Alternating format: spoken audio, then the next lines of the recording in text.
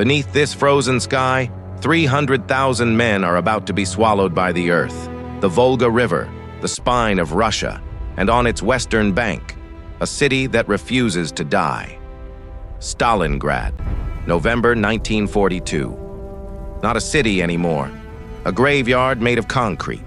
The German soldier of 1942, the finest infantry in the world, completely unaware of what is coming. 30 meters away, through the same rubble, his enemy, defending his own soil, his own country. Beyond the city, the steppe, flat, frozen, featureless. A landscape that does not care about armies. Look at this map. Look at where the German army sits. And look at what is building on both sides. 300,000 of Germany's finest soldiers. Powerful, exposed, surrounded by nothing. For now. 1 million Soviet soldiers moving through this darkness. No lights, no radio, no sound. Invisible. Georgy Zhukov, broad-faced, iron-eyed, the most dangerous military mind of the Second World War. This is how Germany fights.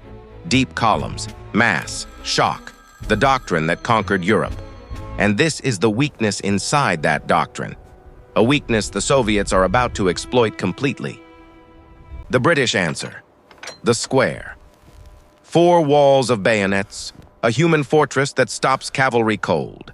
Napoleon's real weapon was his artillery. Mass the guns, break the line, then send in the columns. The Prussians retreating north, not east, toward Wellington. That single decision will decide everything. 2 armies on opposite ridges. The French ridge blazing with 10,000 fires. Wellington's ridge, almost dark. Every soldier, every century, the same face the night before battle, the same unanswerable question. November 19th, 7:30 a.m., 3,500 Soviet guns, fired simultaneously. The Romanian lines did not hold. One thin line of men against the full weight of Soviet armor, gone in hours, both pincers moving, north and south simultaneously, and inside Stalingrad, the Germans still don't know. To understand this trap, go back to summer 1942, when Germany still believed it could win. Hitler's obsession with this city went beyond strategy. That obsession is why the 6th Army will die here. Division after division fed into the ruins and ground down. The city consuming the finest army in the world. This is what Zhukov saw from Moscow. Hundreds of kilometers of open flank. A throat waiting to be cut. September 1942, a basement in Moscow. 2 pincers, both through the Romanian flanks. A perfect trap. 1 million men moved in complete secrecy. Tanks hidden, artillery camouflaged, invisible to German eyes. T-34 tanks hidden in birch forests, engines cold, covered in white camouflage, waiting in absolute silence. The Germans saw what they expected to see, a weakened Soviet army. They were catastrophically wrong. 1 million soldiers lying in the snow, tanks fueled, guns loaded, waiting in -20 Celsius. German headquarters, November 18th, evening. Nothing unusual. The headquarters goes to sleep. It will not sleep like this again. Freezing fog. November 19th, the fog that grounds the Luftwaffe. Nature, conspiring with the Soviets. 7:29 a.m. The signal flare rises. 3,500 guns fire at once. The world changes. The northern pincer is through. 500 T-34 tanks driving south across open steppe. Nothing in front of them.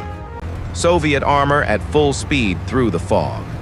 The same cold that kills German soldiers. Their weapon today. November 20th.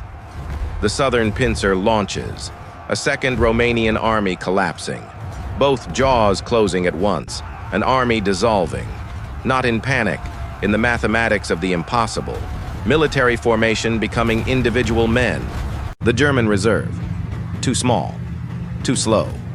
Short of fuel. Arriving at positions the Soviets have already passed. Northern flank, gone. Southern flank, gone. Soviet armor driving deep. Paulus understands what he is reading. Soviet cavalry charging across the frozen dawn at full gallop, hooves on ice, sabers drawn, ancient warfare in a modern war. Soviet doctrine, don't stop, drive past strong points, drive deep, drive fast. This is how you close a trap. The supply lines are cut. German trucks find Soviet tanks blocking the road. The Sixth Army is on its own. The bridge at Kalak-on-Don, the key to the encirclement. Soviet armor racing to cross it before it is destroyed. The bridge holds. The tanks cross. The southern pincer visible on the horizon. Two arms, about to touch. November 23rd. Two Soviet officers meet at Sovetski. One from the north, one from the south. The ring is closed. 300,000 men, now an island.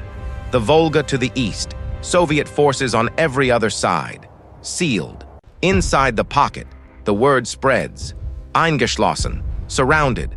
The geography of a trap becoming real.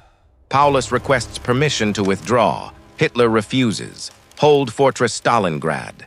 The order given by a man not in the pocket. Goering promises 500 tons by air. The Luftwaffe manages barely 100. A death sentence dressed as a solution. 300 calories per day. A soldier in minus 30 degrees needs 4,000. The arithmetic of starvation begins. Operation Winter Storm. German panzers driving toward the pocket. At its closest, 48 kilometers away. The relief force stops. A new Soviet offensive strikes its flank.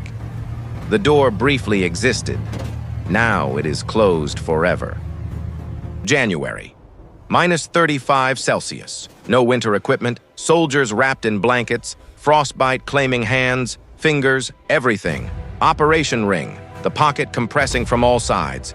40 kilometers, then 30, then 20, then 10. Pitomnik airfield falls. The last aircraft takes off under Soviet fire. The pocket's only connection to the outside world, gone. The Soviet surrender demand, safe passage, food, medical care, Paulus refuses. Mercy offered and refused, while men die. Soviet infantry in white capes advancing steadily, relentlessly. The ring compressing by human bodies walking forward. The factories the Germans fought months to take, abandoned in days. The same rubble changing hands for the last time, inside the pocket. The last letters, men writing by candlelight, saying what needs to be said while they still can. Paulus promoted to field marshal. Every officer understands. No German field marshal has ever surrendered. He is being asked to die. The pocket splits in two separate shrinking islands, each surrounded, each compressing. The end now visible on every map, street by street. The same rubble from September, contested again in January. War ending where it began. January 31st. German soldiers emerging with their hands raised, gaunt, frost-damaged, barely walking. Just men, stopping. Battle is lost, field The field... It is time to surrender. You will come with us now. February 2nd, the last Germans surrender, and across all of Stalingrad, the guns fall silent. For the first time in 6 months, 91,000 survivors marching into captivity. Of these 91,000, fewer than 6,000 will ever go home. Moscow learns the news, not simple joy. The exhale of a nation that has been holding its breath since June 1941. Germany declares 3 days of mourning. For the first time, the public told directly, "You have suffered a catastrophe."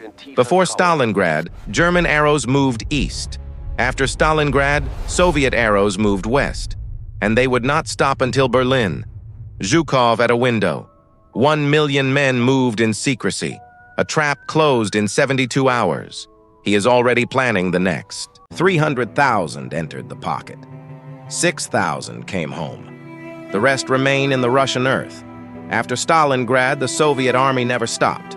Kursk, Bagration, the Oder, Berlin. It all began here, in 72 hours. The prisoners spent years in Soviet camps. Most did not survive. The pocket had consumed them. Even in defeat, it held them. Today the city is called Volgograd. Rebuilt on the banks of the same Volga the Sixth Army fought to reach. On the hill above the city, 85 meters of concrete raising a sword to the sky, built to match the scale of what happened here. History does not announce its turning points. Sometimes they look like two arrows closing on a map. Simple geometry. Devastating consequence. The next operation. Different front, different commanders, the same doctrine. When a method works, you use it until the war ends. The Volga at evening, the city alive below, the water still moving south, geography outlasting everything that happened on its banks. The frozen steppe, the flat horizon, the gray sky and the white earth. Indifferent.